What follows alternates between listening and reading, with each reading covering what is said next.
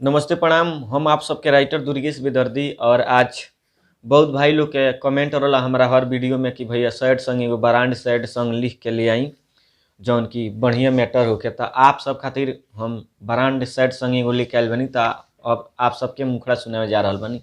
सुनी कैसे बा कि दिल में जखम दिहलू हमारा के भारी, ऐसन प्यार में कइलू गदारी।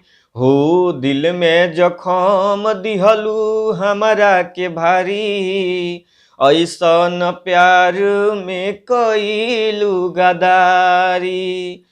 छूटी न जिंदगी में कबो बेमारी, दिल में जखम दिहलू हमारा के भारी, ऐसन प्यार में कइलू गदारी। तो ई रला मुखड़ा। अब आप सबके अंतरा सुना जा रहल बानी। तो सुनी अंतरा कैसे बा कि मुश्किल भइल बा हमर जियल, छोड़त नइखी कबो पियल। हो मुश्किल भइल बा हमर जियल, छोड़त नइखी कबो पियल। पेट्रोल से हाथ लिहनी हम जारी, पेट्रोल से हाथवा लिहनी हम जारी, ऐसन प्यार में कइलू गदारी।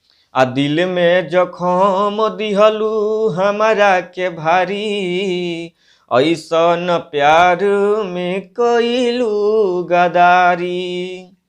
तई रला अंतरा और मुखड़ा आप सबके बता देनी। लास्ट अंतरा खातिर नाम वाला आप सब हमारा नंबर पर कॉल कर सकतानी और हम व्हाट्सएप के माध्यम से लास्ट वाला अंतरा लिख के भेज देम। आप सब आराम से कहीं भी कौन स्टूडियो में गा सकतनी ये गाना के। और पर्सनली में जे भी कलाकार गाना लिखावे चाहता है एक से एक बढ़ के हम ब्रांड सैड सॉन्ग चाहे लव सॉन्ग ऑर्केस्ट्रा जौन भी गाना होला पर्सनली में जौन यूट्यूब पर चढ़ाओ तनी एकरा से भी ब्रांड लिख के डालेनी और मैंने देनी लिख के जे भी कलाकार गावे चाहता पर्सनली में लिखावेला गाना ओकरा खातिर ब्रांड गाना लिख के देनी। तो और एक बात बाबा कि जे नया म्यूजिक बनवावे चाहता नया म्यूजिक हमारा यहाँ बनेला, कम बजट में ब्रांड म्यूजिक बनेला। और जे गाना रिकॉर्डिंग करावे चाहता तो हमारे studio Balaji recording studio Jadupur बाजार गोपालगंज बिहार। आप सब आके यहाँ रिकॉर्डिंग करा सकते। रहे खाए के फुल व्यवस्था बा, 24 घंटा सेवा उपलब्ध बा। और हमार नंबर नोट कर ली। हमार नंबर बा 99-345-29-912 यानी 99-34-52-99-12।